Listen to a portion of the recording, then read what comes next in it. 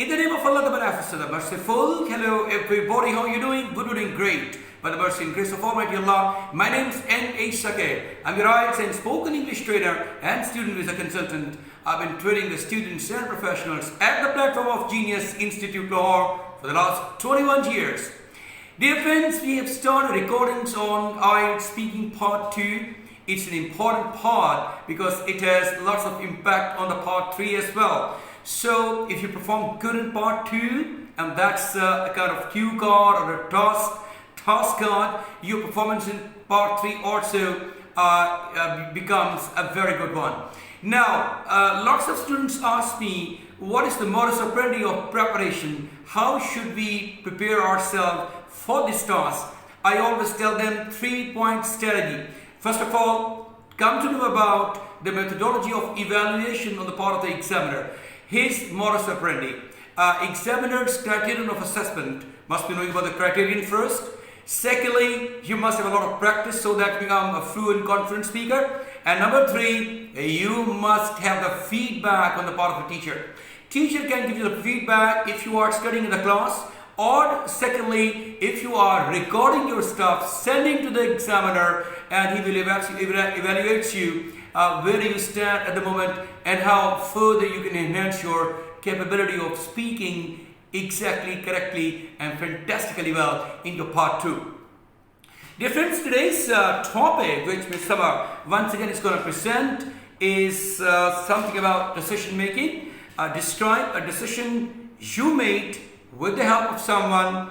You should say there are 3 points: who this person was, what decision he or she made, and whether it was a good decision.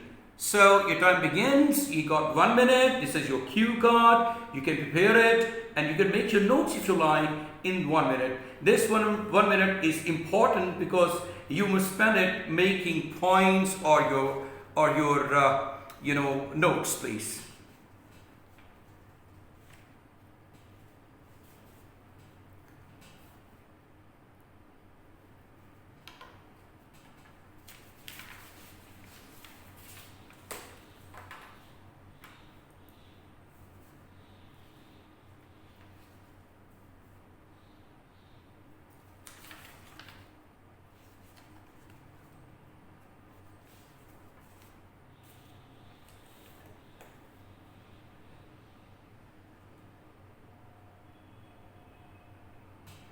Time begins now.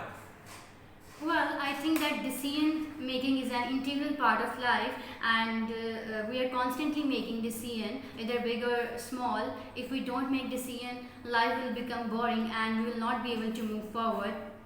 Here I would like to talk about a decision which I made with the help of my cousin. It was about 2 years ago when I did my inter, and it was time for me to decide what I wanted to do further in my life. So I was confused about what subjects should I opt for further studies, and I didn't want to opt traditional subjects like medical and engineering. So I wanted an option which provided me a bright future and at the same time should be interesting as well. So I searched on the internet, but there was a lot of information, so I got more confused. Then I decided to consult with my cousin. She is working in media and entertainment, so she suggested me to pursue a course in food technology. She also explained me about the job opportunities that I will get after completing the course. It's quite popular these days, and there will be a great demand for the students who are certified in this field. So yeah, my family also liked the idea when I told them that I'm gonna pursue this course. So this was one of the most crucial decisions of my life, which I made with the help of my cousin.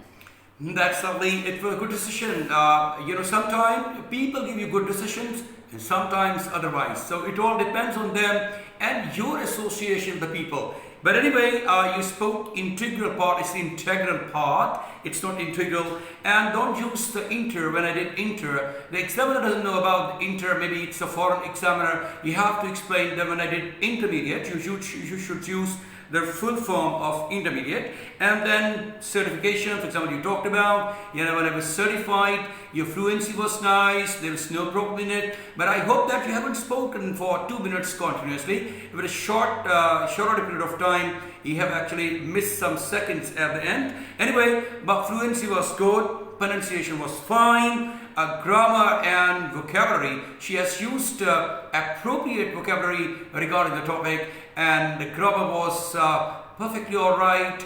If there is an error, it's a human one. To err is human. Actually, quite natural errors are acceptable, examiner. But you mustn't make any blunders which actually bring the catastrophic results at the end of the day. So, my dear friends, it was a kind of presentation she had prepared, and actually she has spoken about. I hope it will help you a lot in maintaining your fluency in IELTS speaking part 2.